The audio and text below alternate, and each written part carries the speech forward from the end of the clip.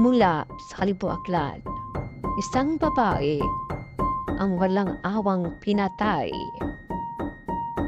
Sino kaya ang gumawa nito at ano ang kanyang dahilan? Tuklasin natin kung sino ang suspect sa krimeng ito.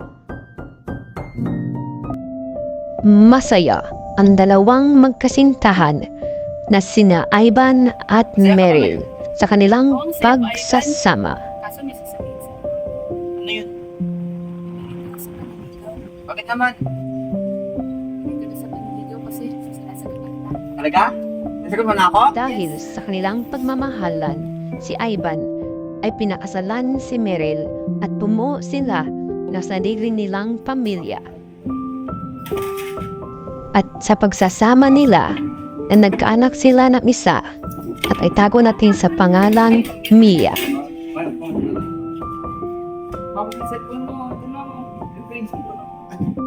Masayang nagsasama ang magpamilya sa iisang bubong. Ngunit hindi nila alam na merong magbabago na masama sa kanila. Iwan mo na kasi ang asawa mo, hindi ka na din turing na asawa at sinasaktan ka pa niya.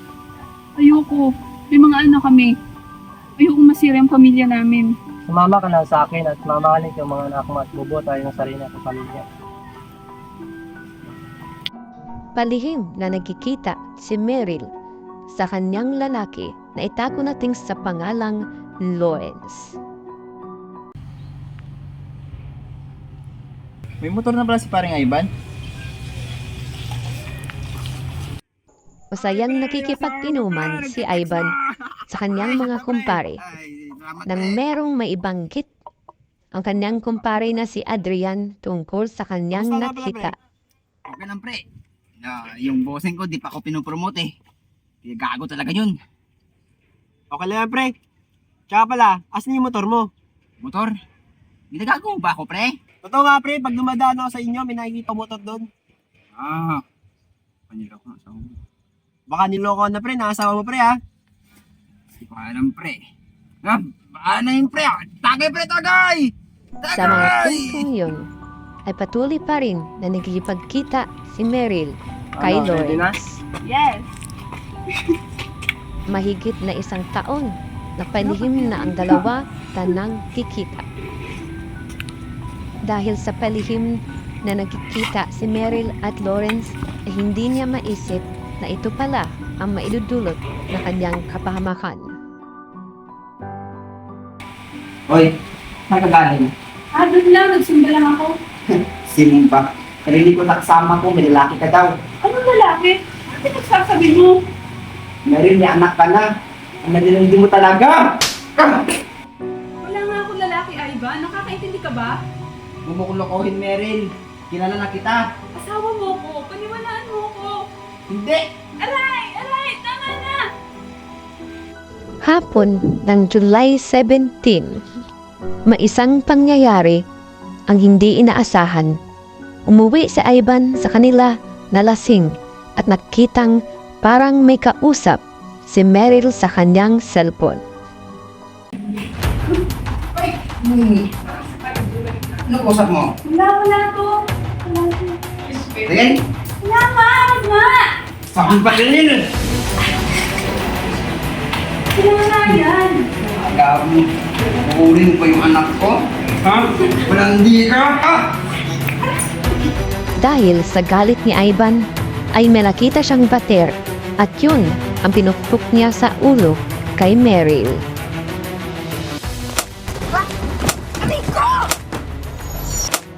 Walang awang pinaghahampas ni Ivan si Meryl sa ulo hanggang si Meryl ay wala ng buhay.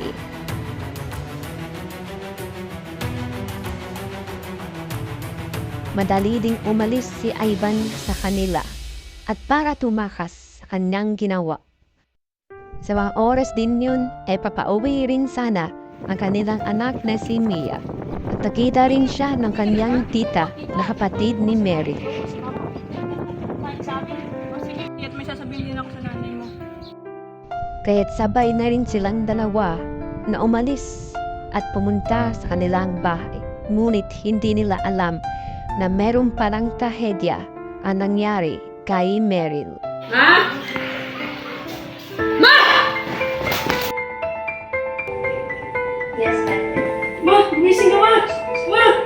Lumalabas na cranial cerebral hemorrhages, secondary to traumatic injuries, ang sanhi ng pagkamatay ni Meryl. Na-recover din ng mga operatiba ang murder weapon at ang CCTV footage sa kanilang bahay.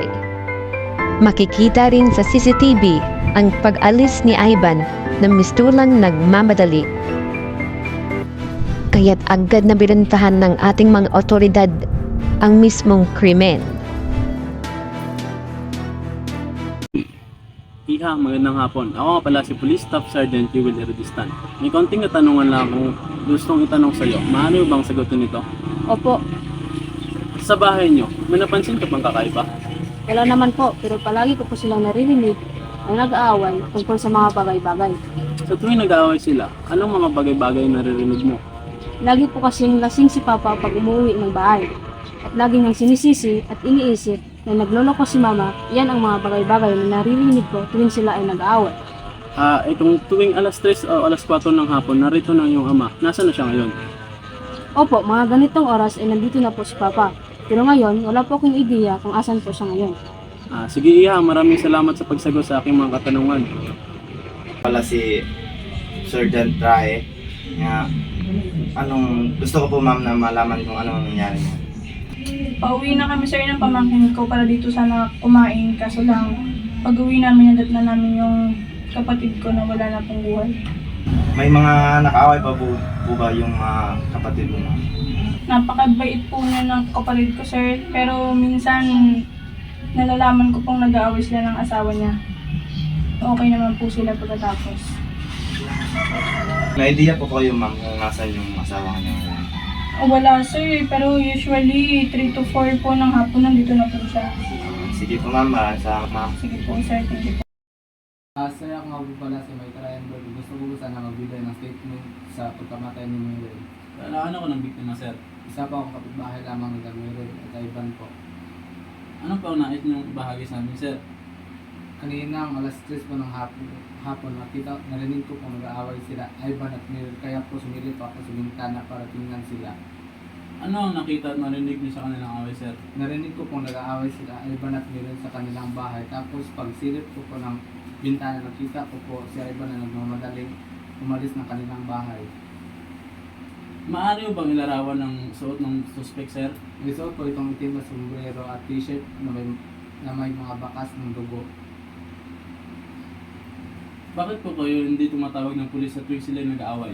Sir, gusto ko pumansana sir, pero nagkakaalis naman sila at ayaw ko pong sumali sa away ng asawa. Sige po, sir, maraming salamat. Maaari po namin gamitin ng iyong statement. Ayon sa ating witness na sa mga oras na iyon ay nakita niyang si Ivan na nagmamadaling umalis sa kanilang bahay. Dahil sa mga ebidensya ay naging prime suspect si Ivan. Kaya agad-agad na pinuntahan ng ating mga otoridad kung saan nagtatago si Ivan. Sir, magandang hapon po. Kayo po ba si John Ivan Caligya? Opo sir. Ikaw ay naaresto sa salang pagpatay sa iyong asawa na si Meryl Caligya. Ikaw ay may karapatang manihimik o magsawalang kibo. Ano man ang iyong sabihin ay maaaring gamitin pabor o laban sa iyo sa anumang hukuman. Ikaw ay may karapatan ding kumuha ng tagapagtanggol na iyong pinili at kung wala kang kakayahan, ito ay pagkakaloob sa iyo ng pamahalaan. Naunawaan mo ba ito? Opo sir. Kusa naman at hindi na naglaban si Ivan at sumama na ito sa mga ating kapulisan.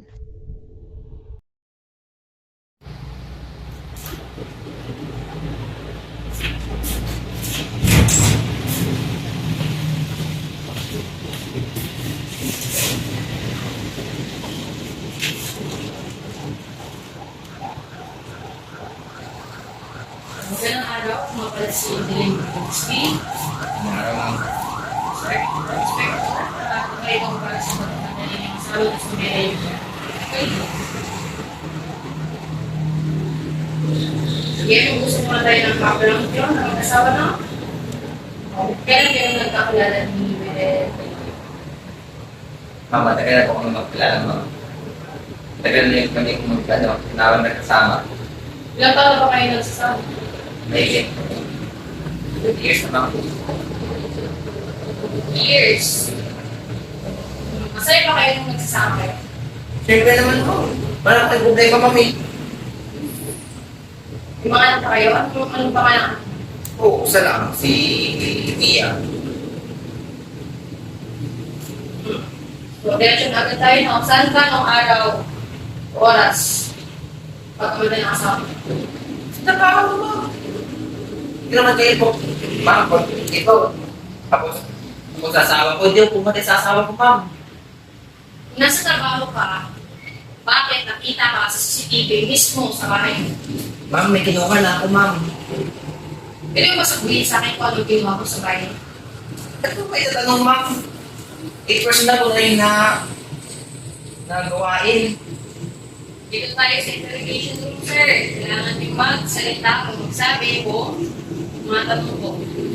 Kinuha ko na yung pera ko sa bahay. Ngayon, di ba, nasabi mo, umuwi ka sa bahay nyo, di ba umuwi gamit mo, di ba? Oo. Nasa bahay ka, ikaw at ang asawa mo lang ang nasa bahay nyo. Ma'am, hindi ko kayo patayin yung asawa ko. Mahal naman yung asawa ko, ma'am. Mahal na mahal mo. Bakit nagawa mo sa asawa mo? Hindi ako pumatay, ma'am. Hindi ako pumatay. Nakita ka, may witness, sa CCTV, alas 4, ng hapon.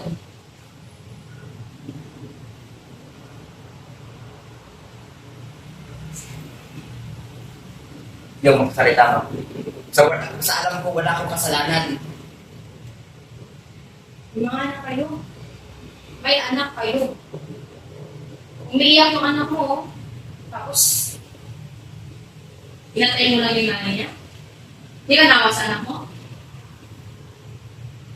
Hindi ka nawa sa anak mo?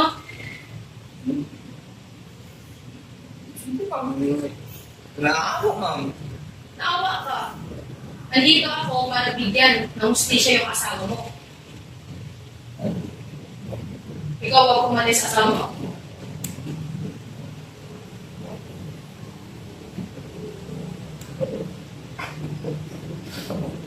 Hindi naman po. Hindi mo po sinasadya eh. Anong ginawin mo sa pagpatay sa asawa mo? Yung pader po nakita ko sa may sala po. Ilang beses mo siya pinito? Sa beses po, hindi ko na po alam. Dali na po talaga mga kalit, kaya nagawa ko po yun. Kaya ba nakatay mo yung asawa mo? Dahil sa galit?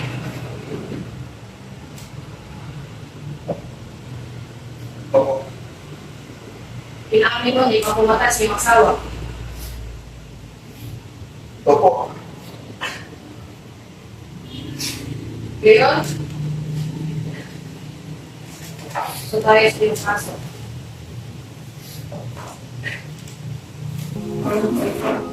Dahil sa pag-amin ni Ivan ay malaki ang ebidensya na siya na talaga ang pumatay sa kanyang asawa. Dahil din sa pag-amin ng suspect na si Ivan ay sinampan siya ng kasong parasite sa pagpatay sa kanyang asawa.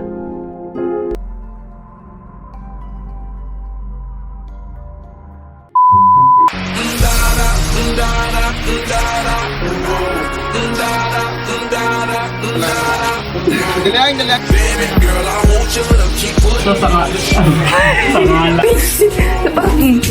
Tabi ka mo, Dewa?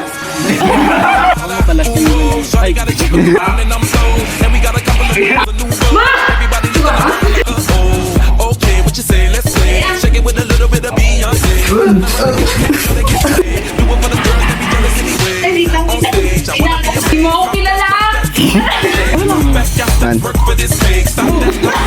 Gaba ako eh! Let loose, get a Louis like hers. You the truth, get the money. Get up like that, yes sir.